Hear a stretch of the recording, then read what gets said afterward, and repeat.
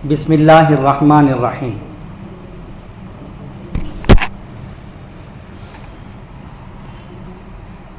عن ابی سعید الخدری رضی اللہ تعالی عنہ قال، حضرت ابو سعید خدری رضی اللہ تعالی عنہ سے روایت ہے، کہتے ہیں نہا رسول اللہ صلی اللہ علیہ وسلم عن صوم یوم الفطر والنحر، متفق علیہ، کہ رسول اللہ صلی اللہ علیہ وسلم نے یوم الفطر کے دن اور یوم النحر کے دن روزہ رکھنے سے منع فرمایا۔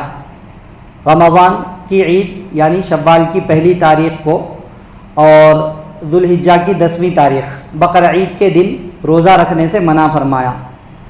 وعنہ قال، اور حضرت ابو سعید خدری رضی اللہ تعالی عنہ سے ہی روایت ہے، فرماتے ہیں قال رسول اللہ صلی اللہ علیہ وسلم، کہ رسول اللہ صلی اللہ علیہ وسلم نے ارشاد فرمایا لا صوم فی یومین، 2 دن میں روزہ رکھنا نہیں ہے، الفطر والاضحیٰ، نمبر 1 عید الفطر، نمبر 2 عید الاضحیٰ، متفق علیہ۔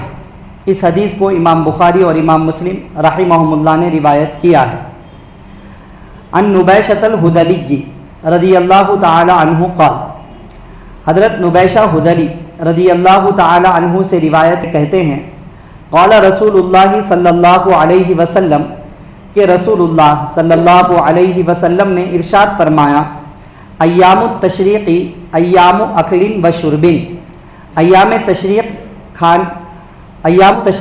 ایام اکل و شرب و ذکر اللہ، کہ ایام تشریق کھانے اور پینے کے دن ہیں اور اللہ کا ذکر کرنے کے دن ہیں۔ رواہ مسلم، اس حدیث کو امام مسلم رحمۃ اللہ علیہ نے روایت کیا ہے۔ آج کے درس حدیث میں یہ 3 حدیثیں پڑھی گئی ہیں۔ ان تینوں حدیثوں میں یہ بات بتلائی گئی ہے کہ کون سے دن روزہ رکھنا جائز نہیں ہے۔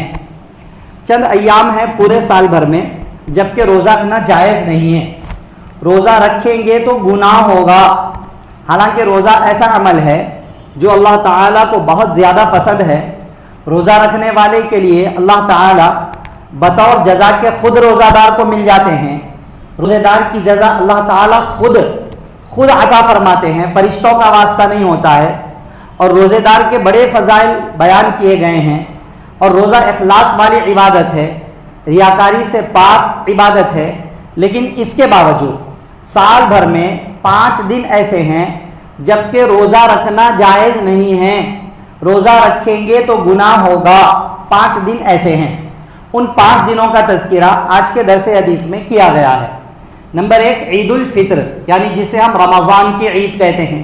رمضان المبارک کا پورا مہینہ روزوں میں گزارا، اس کے بعد اللہ تعالیٰ کی جانب سے میں مسلمان بندوں اور بندیوں کی مہمان نوازی کے طور پر اللہ تعالیٰ نے ایک دن رکھا، عید کا دن۔ اللہ تعالیٰ ان کی میزبانی کرتے ہیں، وہ سب اللہ کے مہمان ہیں، اللہ کھلا رہے ہیں ان کو۔ کیوں؟ کیونکہ انہوں نے 1 مہینہ اللہ رب العزت کی حکم کی وجہ سے اللہ کو راضی کرنے کے لیے بھوکا پیاسا رہ کر گزارا دن بھر۔ تو اللہ تعالیٰ نے اب اسی دن کو کھانے پینے کا دن بنا دیا۔ صبح صادق سے لے کر غروب آفتاب تک روزہ رکھنا تھا، مگر اب عید کے دن، عید الفطر کے دن، رمضان کی عید کے دن، وہی پورا صبح صادق سے لے کر شام تک بالکل کھانا پینا ضروری ہے۔ اب اگر کھانا پینا چھوڑ کر روزہ رکھنے والی بات کرے گا تو اس کا روزہ رکھنا جائز ہی نہیں ہوگا۔ یہ کیوں؟ کیونکہ اللہ تعالیٰ بندوں کا اکرام کر رہے ہیں، اللہ تعالیٰ ان کی مہمان نوازی کر رہے ہیں۔ اللہ کھلا رہے ہیں اور بندہ کہے میں روزہ رکھوں گا، اللہ پلا رہے ہیں، بندہ کہے میں پیوں گا، صحیح نہیں ہے۔ ہم اللہ تعالیٰ کے حکم کے غلام ہیں۔ جب کہا روزہ رکھو، روزہ رکھ لیا، جب کہا روزہ مت رکھو، روزہ نہیں رکھا۔ کہا کہ سحری کر کے روزہ شروع کرو، سحری کر لیے۔ دن بھر نہیں کھانا ہے، نہیں پینا ہے رمضان المبارک کے دنوں میں، کہا کہ ٹھیک ہے، نہیں کھاتے نہیں پیتے ہیں۔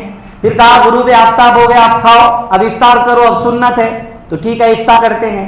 یہ ہے اطاعت۔ ایک مسلمان کو کامل اطاعت والا ہونا چاہیے، ہر انسان کو ہونا چاہیے، لیکن مسلمان نے جو اطاعت کرنے کا عزم کر لیا، ایمان قبول کر لیا، اس کو تو اطاعت پر باقی رہنا لازم ہے۔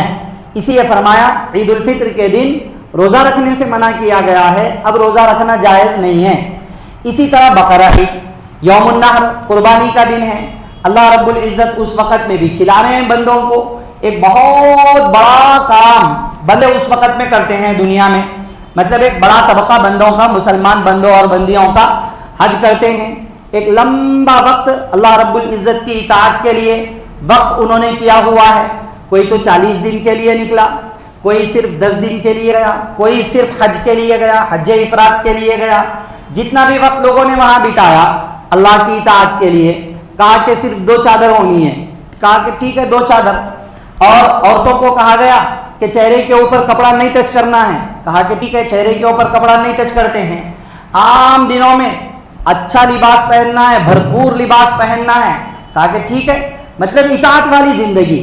تو کہا بقرہ عید کے موقع پر اللہ رب العزت نے ایک یادگار کے طور پر حضرت ابراہیم علیہ السلام کی یادگار کے طور پر، اور یہ جو حج کے ایام اور احکام دیے گئے ہیں اس کے اکرام کے طور پر یوم النحر ذو الحجہ کی 10ویں تاریخ کو عید کا دن بنایا، بقرہ عید کا دن بنایا۔ کہا کہ اللہ کی جانب سے وہ مہمان نوازی کا دن ہے، اللہ میزبانی کر رہے ہیں، اب کھانا پینا ضروری ہے، اب اللہ تعالیٰ کی اطاعت یہ ہے کہ کھاؤ پیو، تو بقرہ عید کے دن بھی روزہ رکھنا منع ہے۔ اسی طرح بقرہ عید کے بعد 3 دن ایام تشریق، اس کو ایام تشریق کہتے ہیں۔ ایام تشریق کیوں کہتے ہیں بقرہ عید کے بعد کے 3 دنوں کو؟ تشریق کے معنی آتے ہیں سکھانا، تشریق کے معنی آتے ہیں سکھانا، روشنی میں رکھنا۔ تو ان دنوں میں گوشت کو کوئی سکھا لے، بقرہ عید کا جو جانور ذبح کیا اس کو رکھ کر گوشت کو سکھا کر کے رکھے کھائے، اٹھا کر کے رکھے کھائے۔ یا پھر ایام تشریق کے معنی آتے ہیں روشنی والے، صرف روشنی والے دن، تو وہ اللہ کی جانب سے نور والے روشنی والے دن ہیں، اور ان دنوں میں تکبیرات تشریق پڑھی جاتی ہے، اس لیے اس کو ایام تشریق کہا جاتا ہے، تکبیرات تشریق والے دن۔ الغرض بقرہ عید کا دن 10ویں ذو الحجہ، اس کے بعد پھر 3 دن 11 12 13، یہ 3 دن تک بھی روزہ رکھنا منع ہے، جائز نہیں ہے، کیونکہ وہ اللہ کی جانب سے اکرام کے دن ہے بندوں کے لیے۔ کوئی بندہ روزہ رکھ کر یہ کہنا چاہے کہ ہمیں آپ کا اکرام قبول نہیں ہے، ہم آپ کی مہمان نوازی کو، میزبانی کو قبول نہیں کرتے ہیں، تو یہ غلط ہے۔ یہ اللہ تعالیٰ کی جانب سے کی جانے والی میزبانی کو ٹھکرانا ہے، اجازت ہی نہیں ہے۔ ہم اللہ کے حکم کے غلام ہیں، جیسے اللہ نے کہا ویسے زندگی گزارنا ہے۔ تو یہ 5 دنوں میں روزہ رکھنا جائز نہیں ہے۔ اگر کوئی روزے کی نیت کریں گے، روزہ رکھیں گے، تو انہیں روزہ توڑ دینا پڑے گا، وہ روزہ رکھنے کی وجہ سے گناہگار قرار دیے جائیں گے۔ ٹھیک ہے، یہ ایک اہم بات ہے۔ اچھا، اسی طرح یہ ایام تشریق کھانے پینے کے دن ہیں اور اللہ کے ذکر کے دن ہیں۔ اللہ کے ذکر کے دن کا مطلب وہی ہے کہ ان دنوں میں تکبیرات تشریق پڑھی جاتی ہیں۔ 9 تاریخ ذو الحجہ کی 9 تاریخ کی فجر سے لے کر 13 تاریخ کی عصر کی نماز تک اختلاف ہے، 13 تاریخ کی عصر کی نماز تک پڑھنے کا اہتمام ہے۔ تو یہ اللہ تعالیٰ کا ذکر کرنا ہوتا ہے، اس لیے اس کو ایام ذکر بھی کہا گیا۔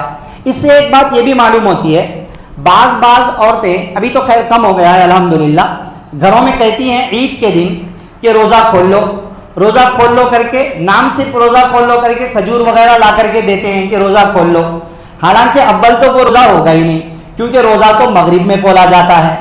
لیکن جن دنوں میں روزہ رکھنے کو منع کیا گیا ان دنوں میں روزہ کھول لو جیسے الفاظ بولنا بھی اچھی چیز نہیں ہے، ایسے الفاظ کا استعمال کرنا بھی اچھی چیز نہیں ہے، یہ غلط بات ہے۔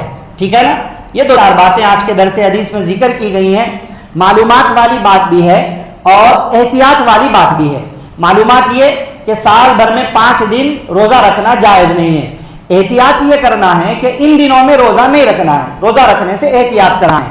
امپورٹنٹ سبق، اہم سبق وہ یہ ہے، خوشی کا اظہار کرنا ہے، خوشی کا اظہار کرنا ہے ان 5 دنوں میں۔ اپنے اللہ نے اگر حیثیت دی ہے تو اپنے جسم پر اچھے کپڑے، اپنے اچھے کپڑے کا پہننا بھی ضروری ہے۔ اگر اللہ نے حیثیت دی ہے تو اچھے کپڑے پہننے کی حیثیت ہے، نہیں پہنتا ہے، غلط ہے، میرے کچیلے کپڑوں میں پڑے ہوئے ہیں، ویسے ہی کوئی فجر کی نماز پڑھ کے جا کے سو گئے، کھاتے نہیں پیتے نہیں، وہ اٹھے پھر 4 بجے جب کھاتے، یہ بھی غلط ہے۔ عید کا دن خوشیوں کے ظاہر کرنے کا دن ہے، کھانے پینے کے ذریعے خوشی، फैमिली के साथ रह के खुशी का इजहार, अच्छे कपड़े पहनकर खुशी का इजहार, हैसियत है तो नए कपड़े, हैसियत नहीं है नए कपड़ों की तो जो कपड़े हैं उन कपड़ों में अच्छे कपड़े पहनकर खुशी का इजहार, ये भी बहुत अहम बात है, खुशी का इजहार करना। और अगर अल्लाह ने हैसियत दी है तो दूसरों के ऊपर सदका खैरात करके खुशी का इजहार, इस तरह खुशी का इजहार करना भी एक हुक्म है इन दिनों में। अलगर्ज ये 5 दिन रोज़ा रखना मना है और खुशी का इजहार करना चाहिए खाने पीने के ज़रिए, एक दूसरे को खिलाने पिलाने के ज़रिए से। ये अहम बातें आज के दर्स हदीस में आई हैं, ज़हन में रखिए। अल्लाह ताला की इताअत करना है, रमज़ान के रोज़े फ़र्ज रख लिए, उसके बाद ईद का दिन आया रोज़ा नहीं रखना, खाना पीना है, खुशी मनाएंगे, खुशी का इजहार करेंगे। ठीक है, अहम बातें हैं। दुआ फरमाइए अल्लाह ताला मुझे आपको सबको सुनी हुई बातों से जो अहम सबक मिला है आज, वो सबक ये कि अल्लाह की इताअत करना है। तो मरते दम तक अल्लाह ताला की इताअत पर कायम रहने और इताअत पर कायम रहने के लिए नबी सल्लल्लाहु अलैहि वसल्लम की तालीमात और सुन्नतों की रोशनी में अपनी ज़िंदगी बसर करने की तौफीक नसीब फरमाए, आमीन।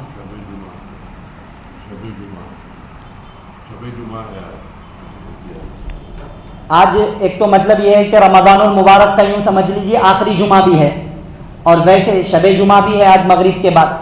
अमाल वाला वक्त है, अल्लाह ताला को याद करने वाला वक्त है, दुआओं के एहतमाम वाला वक्त है। और क्या पता कि शब कद्र भी हो जाए, क्योंकि शब कद्र ताक रातों में भी हो सकती है, ताक रातों के अलावा में भी हो सकती है। इसलिए इबादत का, कसरत से ज़िक्र का, सूरह कहफ की तिलावत का, दुरूद शरीफ का एहतमाम करें।